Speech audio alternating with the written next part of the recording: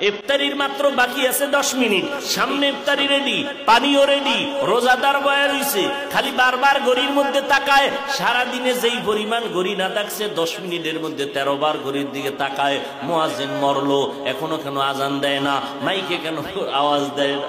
ঠিক নেই, মাথা গরম, এখনো টাইম হয় নাই। কততে কততে তাড়াতাড়ি ক্যালেন্ডার দেখ। আল্লাহ কয় ফেরেশতা তাকায় দেখ, মাত্র 10 মিনিট বাকি, পেটের মধ্যে প্রচন্ড ক্ষুধা, পানির পিপাসা, সামনেও খানা রেডি, পানিও রেডি, এরপরও কেন পান করে না, খায় না, ক্ষুধাও আছে। আল্লাহ কয় ফেরেশতারা জানুনি? কয় জানি না। আল্লাহ বলে, ও ফেরেশতা তাকায় দেখ, সবাই আমি আল্লাহকে ভয় করে, এবং তোরা সাক্ষী থাক, আমি আল্লাহ এদের জীবনের সব গুনাহগুলো মাফ করে দিলাম।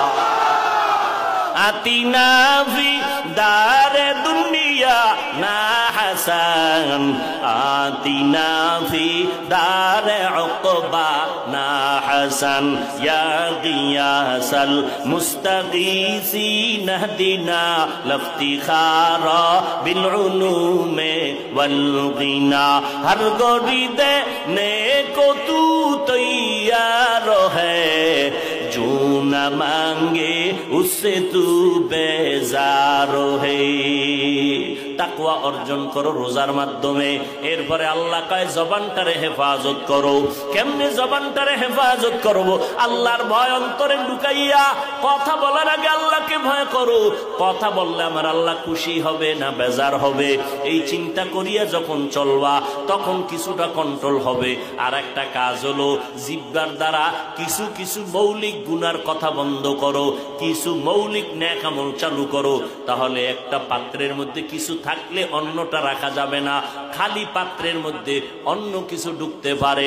জিহ্বাটারে যদি নেক আমল দ্বারা চালু রাখো, গুনাহ সহজে হবে না। জিহ্বাটারে নেক আমল দিয়া চালু রাখো, গুনাহ কম হবে। 1 নম্বরে শপথ করো, রমাজান আসতেছে, এখন থেকেই তৈরি হয়ে যাব।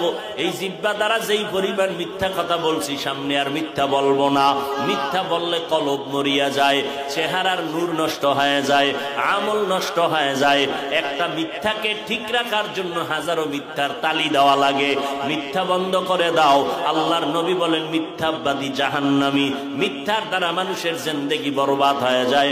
আল কিযবু ইহুলিক। আল্লাহ কোরআনে বলেন, ওয়াইলু ইয়াউমা ইযিল মুকাদ্দিবিন, ওয়াইলু ইয়াউমাইযিন লিল মুকাদ্দিবিন।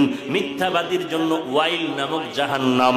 আল্লাহর নবী বলেন, ইয়াকুমাল কিযব ফা ইন্নাল কিযবা ইয়াহদি ইলাল ফুজুর ওয়া ইন্নাল ফুজুরা ইয়াহদি ইলান নার। মিথ্যাবাদীর চূড়ান্ত ফলাফল হলো জাহান্নাম। 2 নাম্বার, জবানকে হেফাজত করো। গীবত শিকায়াত করা যাবে না। গীবত করা হালাল না হারাম? জোরে বলেন। ওয়াইলুল লিকুল্লি হুমাযাতিল লুমাযা।